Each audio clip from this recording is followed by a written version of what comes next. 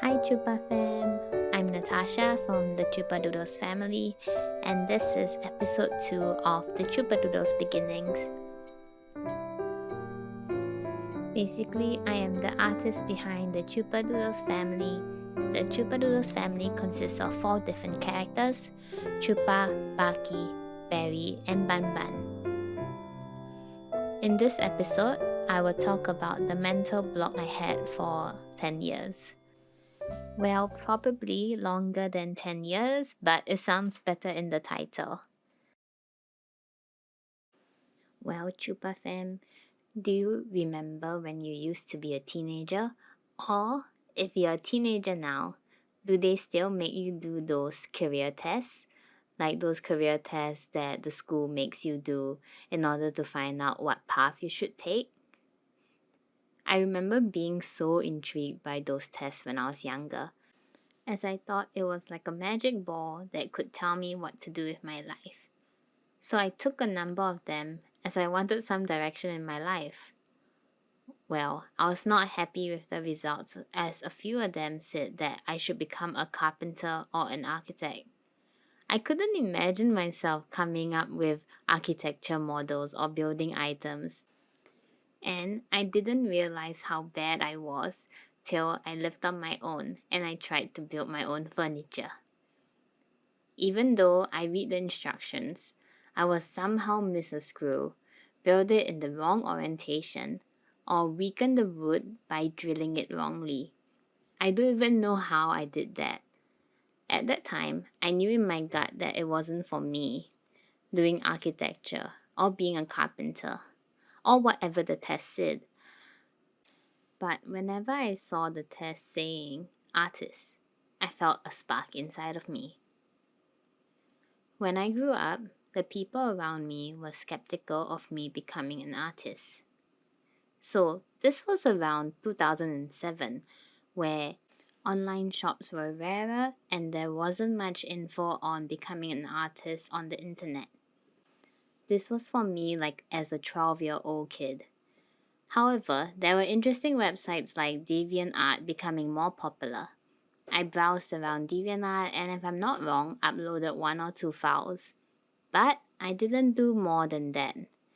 I think not becoming an artist left a really strong impact on me as a kid, and this mental block carried on in my mind for the next 10 years or so.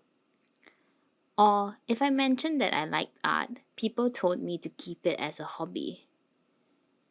What made it worse for me was that as a kid, I was especially concerned about other people's opinions of me. Or I think I valued their opinions more than my own opinions. So I didn't even voice out how I felt about not doing art. In my head, I was thinking, as a hobby? I thought there was something wrong with doing it as a hobby for me. Personally, I felt like I shouldn't do it at all if it was just a hobby for me. Just to deviate from this a little bit, I also recently finished watching Blue Period. Blue Period is an anime about doing art, and I related so much to the main character and I felt so at ease watching it. I won't say any spoilers for people who have not watched it, but feel free to go check it out if you're feeling like you need a little bit of inspiration or a pick me up. Anyway, for a while, I would draw on Photoshop, and it was really fun. I drew mostly anime characters that I liked. I was doing art for a hobby for a while, and I eventually stopped altogether, as I felt like why should I even try if I can't even make something out of it? Looking back, I wasn't perseverant, and didn't even try to convince other people that I wanted to do art. I just let my thoughts and my own feelings run wild in the back of my mind while I distracted myself with friends and schoolwork.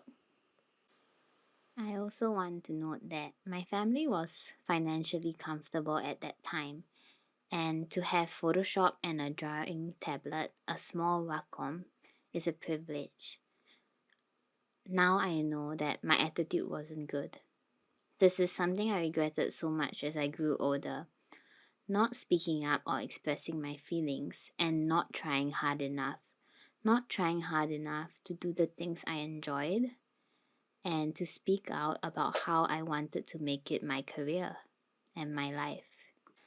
I also saw other people who were really talented in art, as I was from the art club in my school, and I thought that since I'm not that talented, this must not be for me. Again, I want to stress that this wasn't a good attitude. I didn't see that they were also working hard behind the scenes. So these were my thoughts, and I just lived life day by day while focusing on my studies and ignoring these thoughts at the back of my mind. Especially when I was in university, the phrase that if you don't know what to do, just study, as there were open options. This was a common phrase back when I was growing up, and so that is what I did. And in the end, I studied so much and I still didn't know what to do. This mental block lasted for a long time, and when I was doing my postgraduate studies, I realized, oh no, I have to think about the future again. And I thought, why not do a PhD?